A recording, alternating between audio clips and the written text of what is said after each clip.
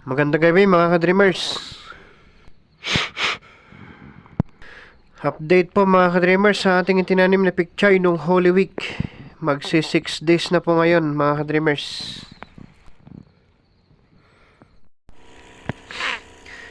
Pagkatapos ng huling bugso ng ulan nung Biyernes Santo mga ka-dreamers ay hindi na nasundan magpahangga ngayon. So kailangang diligan natin ang ating tanim na pichay. Ginabi po tayo mga ka-dreamers kasi kay prayer meeting po ngayon, Wednesday ngayon eh. Ito ang malaking hamon sa mga magsasaka mga ka-dreamers ngayong El Nino. Hindi na natin alam kung kailan muling bubuhos ang ulan dito sa atin. Kaya pag nagkataon at hindi bubuhos ang ulan next week mga ka-dreamers, makukompremeso ang pichay natin. Madidisrupt ang kanilang growing stage mga ka-dreamers pag ganito. Dapat kasi mga ka-dreamers 45 days i-harvest na natin to. Pero tingnan natin mukhang abutan tayo ng 60 days. Ang problema ko ngayon mga ka-dreamers ay wala po kaming personal na water source. Nakikiigib lang kami sa mga kapitbahay. Kaya napakalaking problema kung ganito ang gagawin natin hanggang sa harvesting. 4 na drums ng tubig lang kasi ang budget namin sa isang linggo mga ka-dreamers. Andun na lahat. Panloto, panlaba, panhugas ng pinggan, panligo, lahat na. 4 na drum lamang kaya mahirap magdilig ng ganito. Halimbawa sa ngayon gumamit tayo ng 18 liters na tubig. Pahapyaw lang talaga ang ating pagdidilig mga ka-dreamers kaya nag-alala po tayo na makukompromiso talaga ang ating pananim. At yan din ang isang rason kung bakit gabi natin dinidiligan mga ka-dreamers para hindi mag-evaporate agad ang tubig. Ayan. So dilig-dilig lang. Halatang pinaglaruan ng mga pusa ang ating garden mga ka-dreamers. Pag ginawa kasi nila yan, sigurado ma-disarrange ang ating mga seedlings. Isa pang problema natin mga ka-dreamers ay ang mga chewing and sucking insects. Mas matindi ang kanilang damage sa ating organic garden during this dry season mga ka-dreamers. Sapagkat sa wet season naman ay hindi sila masyado. Ang kalaban naman natin sa wet season mga ka-dreamers ay ang fungus. Yan. Itong portion lang muna ang didiligan natin ngayon mga ka-dreamers. Meron pa lang isang portion doon sa kabila pero tsaka na natin i-check yun bukas ng hapon mga dreamers pagbalik natin. Bukas ng umaga kasi may pupuntahan ako. Babalik ako bukas ng hapon, i-check ko yan. Pagtyagaan natin to mga dreamers para may ulamin tayo. Mahirap kasi ang walang ulam. Mahirap lunukin ng kanin. Buti na lang mga dreamers may kalabasa kami. At yun lang muna ang gulay namin ngayong tag-araw. Krisis na krisis ngayong El Nino mga ka-dreamers, walang ulam. Kaya buti may kalabasa, ginagawa naming nuggets. Simple lang mga ka-dreamers.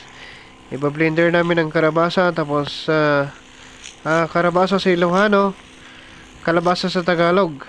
Okay? Tapos sa haluan ng harina, seasonings, ipaprito. Yun lang. Buti na lang nakabili tayo ng sprayer mga ka-dreamers. Nag-i-installment kasi tayo ng mga gamit para sa full-time na pagpa-farming natin sa darating na Hulyo. Magpo-full-time na po ako sa farm mga ka-dreamers kaya sana matulungan ninyo ako mapalago itong aking channel. Hindi kasi maasahan ang farm pagkat hindi natin hawak ang presyo ng ating mga pananim.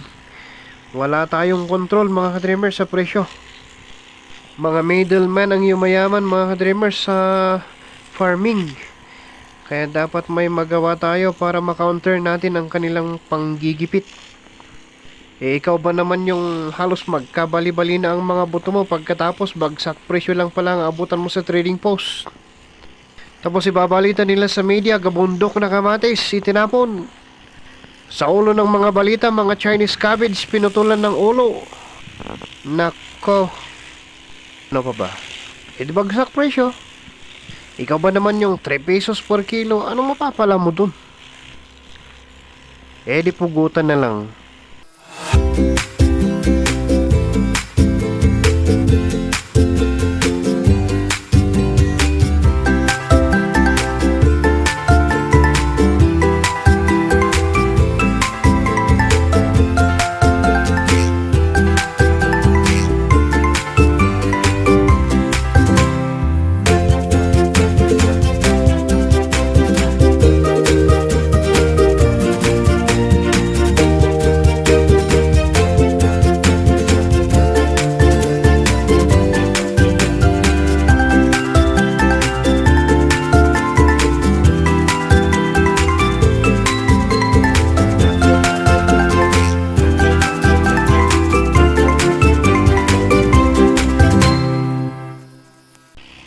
Ayan mga ka-dreamers, at malapit na tayong matapos kasi paubos na ang karga ng ating sprayer.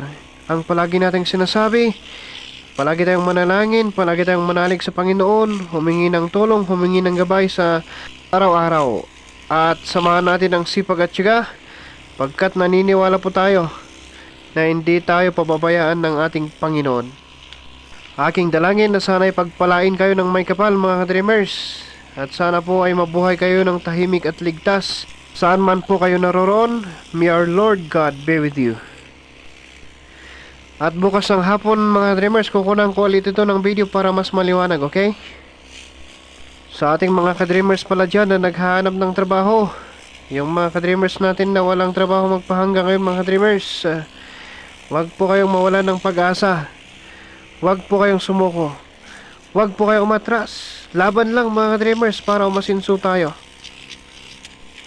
Wag nating papahintulutan mga ka-dreamers na mamamatay tayong mahirap. Kaya natin to mga ka-dreamers. Walang imposible. Magtulungan lang tayo mga ka-dreamers. Ayan mga ka-dreamers, nag-signal na ang ating sprayer. Ubos na talaga ang tubig. Wala na. Yun. Bukas ay 1 week na ng ating picture mga ka-dreamers ha. So, mga ka-dreamers, keep going. God bless us all.